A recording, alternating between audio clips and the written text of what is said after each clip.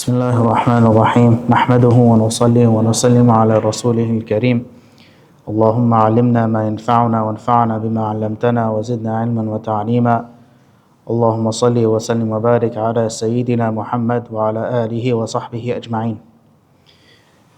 Alhamdulillah Ta'ala, this will be our third gathering in the continuation of this series, which is the foundation of, or the foundational belief series, which is about the foundational creed, the fundamentals that every single Muslim has to believe in. And Alhamdulillah Ta'ala, in the past two gatherings that we have, or that we had, we went through the introduction of what the science of Aqidah, or what the science of belief is about, the importance of it, the benefits of learning it, and its added importance, especially when learning it in this time period.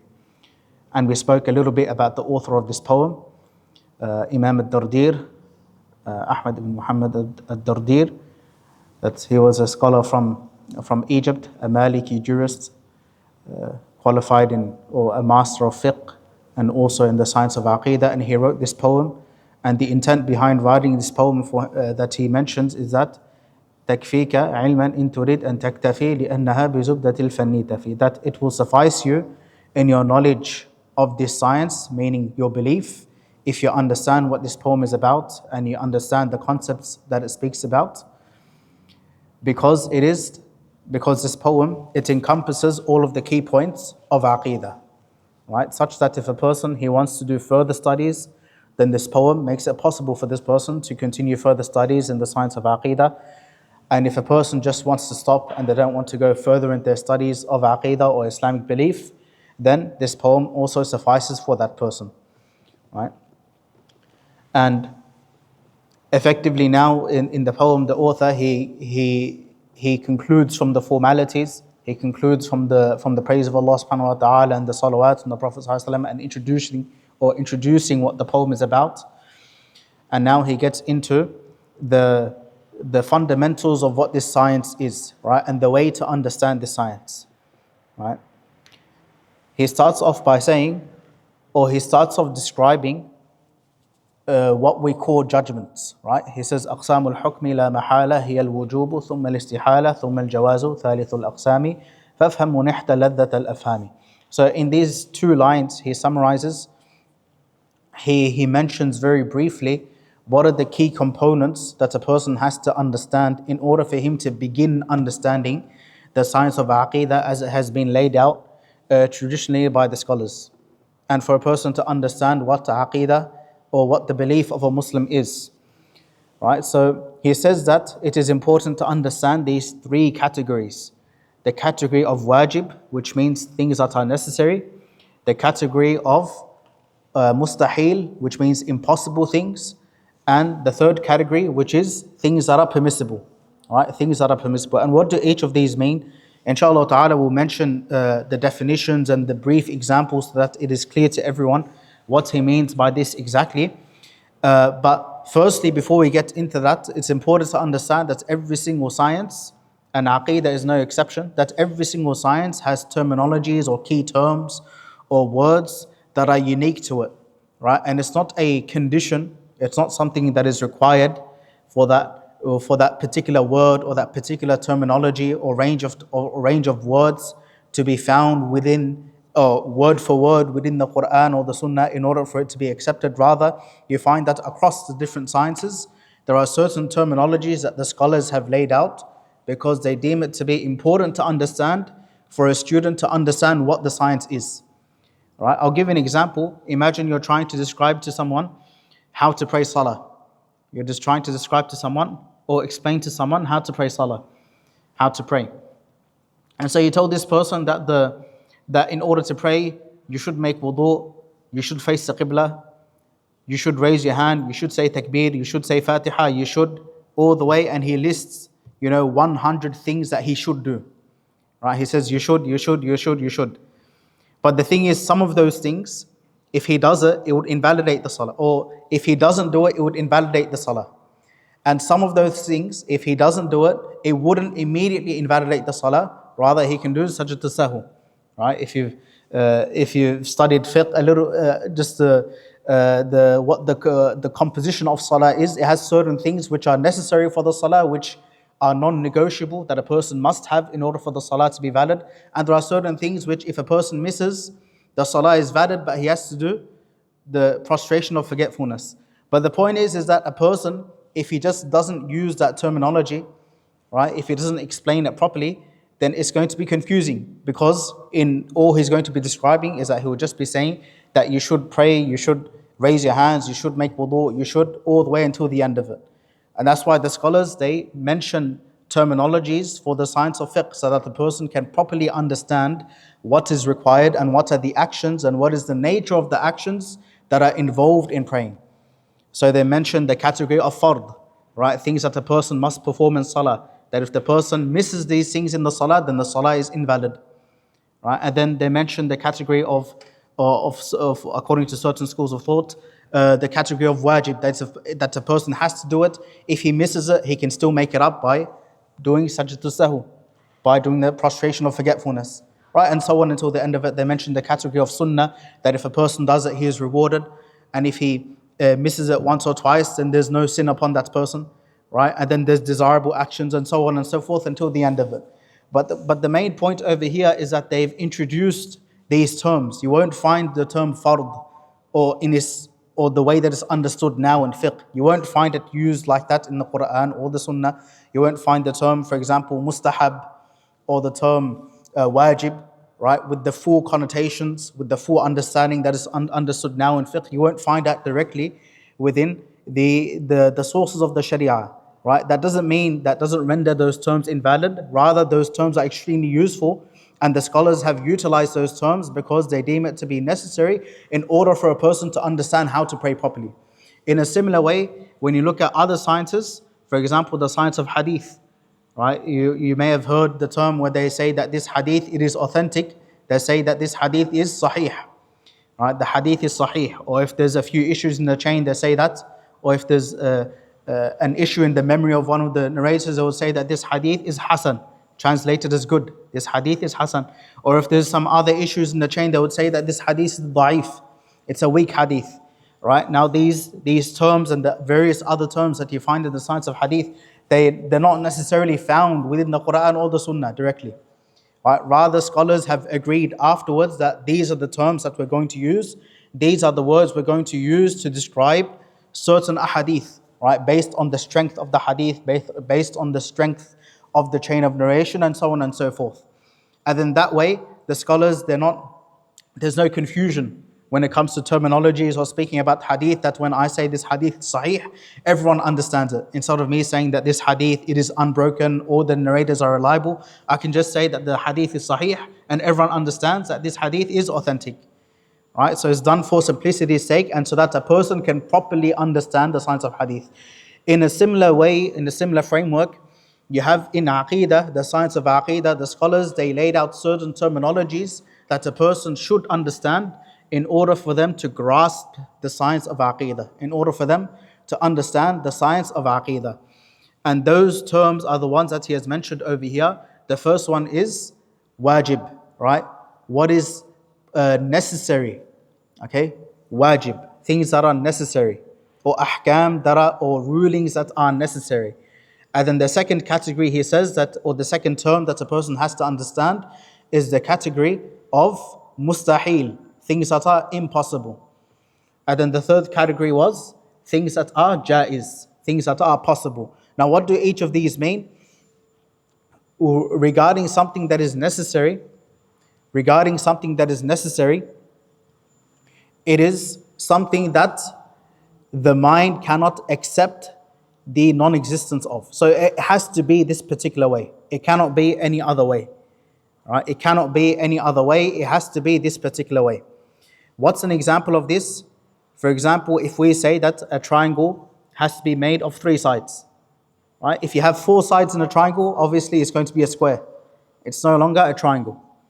Right? So you would say that in order for a triangle to have 3 sides, that is something that is necessary. Right? That is something that is necessary. Now, where does this, what is the usage or what is the benefit behind this term? You find that, or not just this term, not just the word necessary, but or not just the concept of necessary things, but all of these terms, they are found, or the concept is found within the Quran. For example, when Ibrahim alayhi salam, he is presenting arguments to the king Nimrod, and he goes to him and he says, إذ قال إبراهيم ربي الذي يحيي ويميت. And then he says, Ibrahim alayhi salam, he goes to this king, and this king thought that he is, na'udhu billah, he thought that he is God. And so Ibrahim alayhi salam is presenting certain proofs. And it's mentioned in the Quran that the first question he asked, or the first statement that he says to him, is that's my Lord, He gives life and He takes away life. Right? He gives life and He gives death as well. And then Nimrod, he replies and he says, Ana uhi wa umit, that I also give life. And according to what the narrations mention, that they say that he took a prisoner or a slave and he freed him, and he said that he was about to be killed, but instead of killing him, I let him go. And he took another prisoner or another slave and he killed him. And he said, there you go, I've given one life and I've given one death. And obviously that's not what Ibrahim alayhi salam intended. But regardless, Ibrahim alayhi salam, he mentioned a second statement, that's my Lord, He brings out the sun from the east and He sets it in the west. Right? إِنَّ اللَّهَ يَأْتِي بِالشَّمْسِ مِنَ الْمَشْرِقِ فَأْتِ بِهَا مِنَ الْمَغْرِبِ فَبُهِتَ الَّذِي كَفَرَ. Right? And then after, when he said that my Lord brings out the sun from the east and He causes it to set in the east, or He causes it to set in the west, the king was left speechless. Right? He couldn't respond to it, because obviously you may have done a bit of wordplay with the life and death question, but over here he can't obviously bring out the sun from the west and cause it to set in the east. And so the point is over here that the idea that is contained within this story is that, or within this incident, is that it is necessary for God or any entity or anyone that claims to be God, that they have to be all powerful, right? And that's the assumption that Ibrahim alayhi salam was operating on. That if you're all powerful, or that if you claim to be God, if you claim to be an ilah, that you need to have all power, and that means you can cause the sun to rise from wherever you want. And then when the king was unable to do that, then it became clear that this king, in his claim to be God, is false. Right? Is false. And so that's where you see that these ideas are not necessarily philosophical independent ideas, rather they're found within the Quran and the Sunnah. For example, you have even when Allah subhanahu wa ta'ala in Surah At-Tur, He says, أَمْ خُلِقُوا مِنْ غَيْرِ شَيْءٍ أَمْ هُمُ الْخَالِقُونَ. He says that, have they been created from nothing, or were they the creators? Right? Have they been created from nothing, or were they the creators? Right? Speaking to people who reject Allah subhanahu wa ta'ala. And so obviously if a person were to think about this ayah, these two questions, that if a person obviously cannot be created from nothing, right? A person cannot be created from nothing. And so that's what you call impossible, right? That it absolutely cannot be the case. Something impossible. And likewise, for them to create themselves, they were never there to begin with in order for them to create themselves. Right? It's a contradiction, as I would say. And so that is also something impossible. And so they're left they're left ultimately with the conclusion that it is Allah subhanahu wa ta'ala who created them. Right? So all of these terms, the point is that all of these terms are not terms that have just been added there just for the sake of producing arguments or anything like that. Rather, they are ideas that are contained within the Quran. The way that Ibrahim alayhi salam, he speaks to and he presents the da'wah to that king, and the way that Allah subhanahu wa ta'ala, He asks the question, أَمْ خُلِقُوا مِنْ غَيْرِ شَيْءٍ أَمْ هُمُ الْخَالِقُونَ. Right? So that's necessary and possible. Now what about possible? You have, for example, the statement of Allah subhanahu wa ta'ala, وَلَوْ شَاءَ رَبُّكَ لَجَعَلَ النَّاسَ أُمَّةً وَاحِدَةً وَلَا يَزَالُونَ مُخْتَلِفِينَ. That if Allah subhanahu wa ta'ala wanted, He could have made the entire mankind, or the entirety of mankind, into one nation. Right? Into one nation, if Allah subhanahu wa ta'ala had wanted. And so this feat, or the ability to make mankind into one nation in the right of Allah subhanahu wa ta'ala, for Allah subhanahu wa ta'ala to be able to do that, it is possible, right? In the right of Allah subhanahu wa ta'ala, if Allah wanted, He was completely capable of making the entirety of mankind into one ummah, into one nation, right? But however, as we see today, that is not the case, and that is because Allah subhanahu wa ta'ala chose not to do it, right? So those are possible things. And these are just some examples to make it clear. The actual definition that the scholars give for something that is necessary is something that that cannot be, in a very general sense, something that cannot be any other way, right? Something that cannot be any other way, or precisely speaking, something that cannot accept non-existence, right? Something that cannot accept non-existence. So what is an example of something that is necessary? For example, the existence of Allah subhanahu wa ta'ala. Allah subhanahu wa ta'ala can never go out of existence. Allah subhanahu wa ta'ala is always the existent. Right? And then what about something, or what about things that are impossible? So now we've understood what is necessary. What about impossible, which was the second category? The example of this is you could get anything that is necessary and the opposite of that will be impossible. Right? So Allah subhanahu wa ta'ala going out of existence, or there not being a creator at all. Things coming into existence just like that. That would obviously be something that is impossible. Right? Something that is impossible. Or another example that is mentioned in the Quran, that Allah subhanahu wa ta'ala, He presents the argument, He says, مَا اتَّخَذَ اللَّهُ مِنْ وَلَدٍ وَمَا كَانَ مَعَهُ مِنْ إِلَهٍ. That Allah subhanahu wa ta'ala never took a son, nor is there any other deity, nor is there any other God apart from Him, apart from Allah subhanahu wa ta'ala. إِذَا لَذَهَبَ كُلُّ إِلَهٍ بِمَا خَلَقَ وَلَعَلَى بَعْضُهُمْ عَلَى بَعْضٍ. That if it were the case that Allah subhanahu wa ta'ala had created a son, or that Allah subhanahu wa ta'ala, na'udhu billah, there were other gods alongside Allah subhanahu wa ta'ala, then Allah subhanahu wa ta'ala says, each God would have gone with their creation and have tried to dominate the other one. Right? Would have tried to dominate the other one.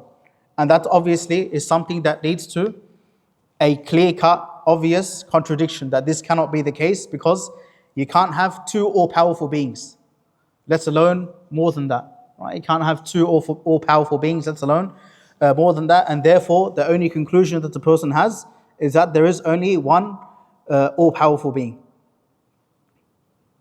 Now, when it comes to possible, it is something that can exist and can also not exist. Right? And we gave the example that, for instance, Allah subhanahu wa ta'ala creating mankind, as is mentioned in the Quran, وَلَوْ شَاءَ رَبُّكَ لَجَعَلَ النَّاسَ أُمَّةً وَاحِدَةً. That if Allah subhanahu wa ta'ala wanted, He could have created the entirety of mankind as one nation. He could have created the entirety of mankind as one nation. Another example is when Allah subhanahu wa ta'ala, He says, عَسَىٰ أَن تَكْرَهُ شَيْئًا وَهُوَ خَيْرٌ لَكُمْ وَعَسَىٰ أَن تُحِبُّوا شَيْئًا وَهُوَ شَرٌ لَكُمْ. That it is possible for something to be bad, and it's also possible for something to be good. Right? These are all possible things. It is not necessary for another example is the universe itself. It is not necessary for the universe to exist. If Allah subhanahu wa ta'ala wanted, as it was the case prior to the existence of the universe, He could have not created the universe. Allah subhanahu wa ta'ala is completely free to choose as He wills. And likewise, the existence of the universe is also possible in the right of Allah subhanahu wa ta'ala, that Allah subhanahu wa ta'ala is powerful over everything. So these are the three categories that the scholars they talk about when it comes to the science of Aqeedah that is important to understand. And the reason for this is that firstly, a person, you can understand what the different evidences and the different ayat, when they talk about aqaid or when they talk about belief, you can properly appreciate and understand the point being made. And secondly, or as an extension of the first point, a person can have a strong basis for their belief, right? A strong basis for their belief, because it is based on these three that you have, as we'll cover later on, the hujjah or the clear-cut proof for the existence of Allah subhanahu wa ta'ala, and all of the sifat of Allah subhanahu wa ta'ala being built on these three things. That if, for example, something cannot come from nothing, the universe cannot come from nothing. Why can't it come from nothing? Because something coming from nothing is impossible. Right? Something coming from nothing is impossible. Right? Just something coming from, complete out of thin air, obviously, is impossible. And so therefore there must be a creator. Every created thing has a creator, and that is a necessary fact. Every created thing has a creator. And so you'd see that all of the proofs that we talk about and the establishment of all of these proofs, they go back to these three categories. And that's why the scholars, when they talked about the science of Aqidah and they introduce it to students and they introduce it in most books of Aqidah, they begin with these three categories, that these three categories are important to understand. Because it's the key to unlocking the Aqidah that we have and the preserved form of the Aqidah. And also alongside that, if a person were to contemplate on these categories, they would find that, for example, many of the modern doubts or modern questions or contemporary questions that are posed on Islam, a person can easily answer them, right? Or can easily counter those objections. One such example, just on the basics of it, is that a person says that for existence, or for example, that the universe must have always existed, right? The universe always existed, or something along that line. And so a person who's grounded in Aqidah and they understand the science of Aqidah, they would be easily able to respond to that person and say that anything that changes is created, right? Anything that changes is created, or anything that changes, as they say, is hadith. And therefore, the universe, because it has change inside of it, as we observe directly, is necessarily an emergent thing. It's necessarily a created thing. And then therefore, the universe must have a creator, right? Which is a very common proof that they present in the books of Aqidah to prove very simply that the universe must have a creator. And in terms of there's also another distinction that the scholars make, which is regarding regarding the source of these judgments. Right? They can say that something is necessary, possible, or impossible. These three judgments that a person can make, there are three ways a person can make these judgments. Right? So there's three judgments, and there's three ways upon which these judgments come from, or where these judgments come from.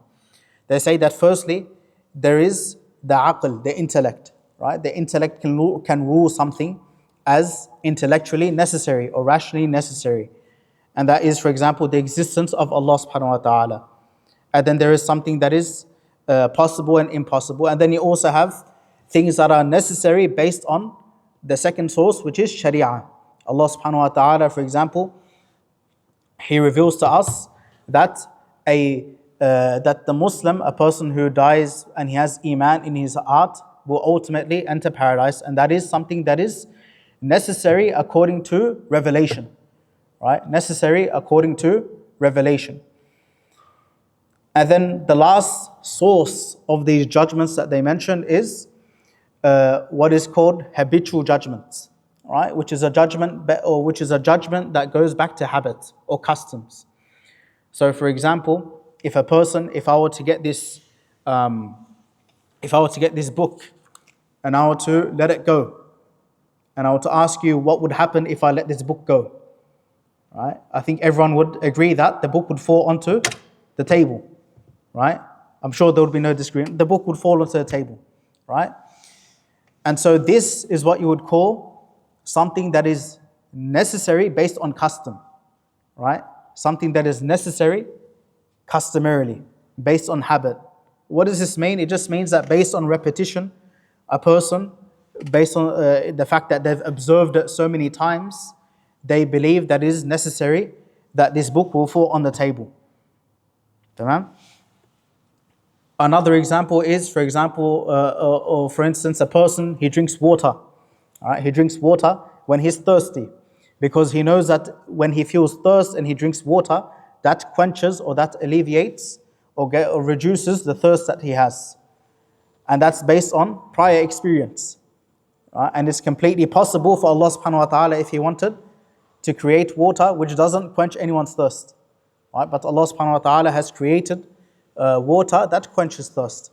So these are all, ultimately it goes back to repetition, that a person he's lived up and he knows that drinking water will quench his thirst, or that if he eats food, it will satiate his hunger. Right? That's based on repetition and customs. Right? And the point of these three categories is that now when a person understands, or when a person understands the sources of these judgments, he understands what the proofs, when we speak about the proofs of the existence of Allah subhanahu wa ta'ala, or the proofs of all of the attributes of Allah subhanahu wa ta'ala, that ultimately they go back to what we call the rational judgments. Right? All of the judgments that come from the rational faculty or the rational source. Right? The rational source. And then likewise, all of the things that we're informed about regarding the akhirah, the existence of the angels, the existence of Jannah and Jahannam, the existence of, or the fact that Yawm al-Qiyamah will be happening. Obviously, a person can't sit in the corner and logically derive that these things exist or that these things happen. Rather, he has to rely on revelation, Allah subhanahu wa ta'ala informing that person that these things exist. Right? And that's where that second source, which is the Sharia, comes into play. That's how a person understands that all of these things exist. And then the third source, which is the customs. This is important to understand because a lot of the objections that we find when it comes to belief in Allah subhanahu wa ta'ala and the sifat of Allah subhanahu wa ta'ala, or objections against Islam in general, it's often the case where people confuse between the logical judgment and a customary judgment. Right? A logical judgment and a customary judgment. A common case example of this is someone saying that science disproves the existence of Allah subhanahu wa ta'ala. Right? That's a very common claim that gained traction 20 or 30 years ago, and it still is a little bit popular amongst certain circles, that they say that science disproves or can disprove the existence of Allah subhanahu wa ta'ala. But a person who understands these categories would say that that's impossible. Why is this the case? Because science, if you look at the definition of it, it would all fall under the customary judgment, right? Because science is based on repetition, and then you have a hypothesis, the experiment or the observation, and then you do the inference, right? So it's based on custom, repetition, right? And then the person draws a conclusion from that. So ultimately, no matter how far science will progress, it has no impact on the existence or the proofs of the existence of Allah subhanahu wa ta'ala, because as we'll come to learn, all of these proofs that we have, for the existence of Allah subhanahu wa ta'ala and the attributes of Allah subhanahu wa ta'ala according to the Islamic understanding, they don't have anything to do with the customary judgments. Right? They have nothing to do with observation. Right? They're all proven, or the overwhelming majority of them are proven from rational proofs. Right? So ultimately, and this is a bit of a deeper point, but ultimately, no matter how far a person does amazing discoveries in science, but it is impossible for those discoveries to disprove any of the beliefs that we have as Muslims. Inshallah ta'ala, we'll give further examples for each of these in the coming weeks, and if it's unclear, inshallah ta'ala, in the coming lessons, it will be a lot clearer as we'll go through the examples and the proofs that we have for each category and how they work. Because oftentimes at the beginning of every single subject, if a person just goes through terminologies, it's a little bit difficult to understand, how does this work? What is the usage of this term? Where does it go? But as they use it and they realize the importance of it and how it's all working together, the picture becomes a lot clearer. All right, inshallah ta'ala. And inshallah ta'ala, the author in the next few lines, he will begin with fundamental proofs for the existence of Allah subhanahu wa ta'ala built on this. He would say that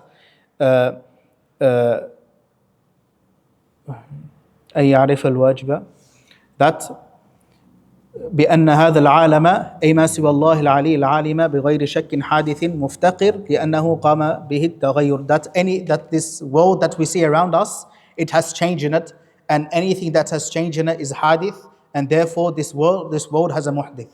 Right? Anything that this world has changed, therefore it is emergent, it came into existence, and anything that comes into existence has a cause, right? Has something that's brought it into existence, right? So that will require a bit of an understanding of the terms that we discussed today. And inshallah ta'ala, we ask Allah subhanahu wa ta'ala to make it easy for us and allow us to benefit from this and to overlook any deficiencies that we have. We ask Allah subhanahu wa ta'ala for His help and to allow us all to benefit from these gatherings. Subhanakallah wa hamdika, ashhadu an la ilaha illa anta, astaghfiruka wa natubu ilayk. Jazakumullah khair.